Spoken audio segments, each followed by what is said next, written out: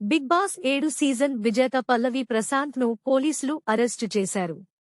Title గెలుచుకున్న అతనికి ఆ సంతోషం అనేది కొన్ని గంటల్లోనే ఆవిరయ్యింది. చివరికి కటకటాల పాలయ్యాడు. టైటిల్ అందుకున్న రోజు రాత్రి హైదరాబాద్లోని అన్నపూర్ణ స్టూడియో వద్ద ప్రభుత్వ, ప్రైవేటు వాహనాల ధ్వంసం కేసులో జూబ్లీహిల్స్ పోలీసులు ప్రశాంత్పై కేసు నమోదు చేసిన సంగతి తెలిసిందే.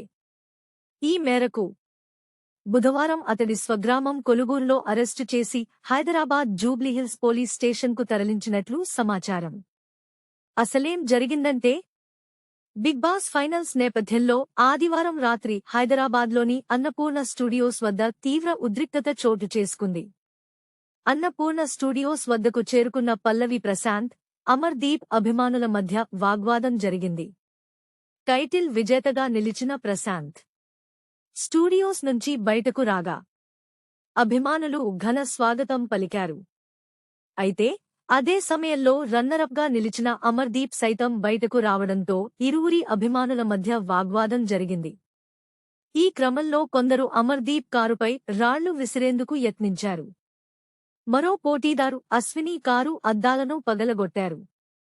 పలు ఆర్టీసీ బస్సుల అద్దాలను ధ్వంసం చేశారు. బందోబస్తుకు వచ్చిన పంజాగుట్ట ఏసీపీ మోహన్ కుమార్ కారు అద్దంతో పాటు విధులు నిర్వర్తించడానికి వచ్చిన బెటాలియన్ బస్సు అద్దాన్ని కూడా పగలగొట్టారు. దీనిపై పోలీసులు కేసు నమోదు చేశారు. దాడులకు పల్లవి ప్రశాంత్ కారణమని తేల్చారు.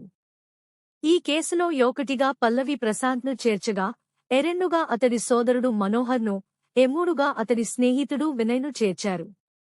అయితే ఈ కేసులో ఎనాలుగుగా డ్రైవర్లుగా పనిచేస్తున్న సాయికిరణ్, 25, ను, అంకిరావుపల్లి రాజు, 23, ను పోలీసులు ఇప్పటికే అరెస్టు చేశారు.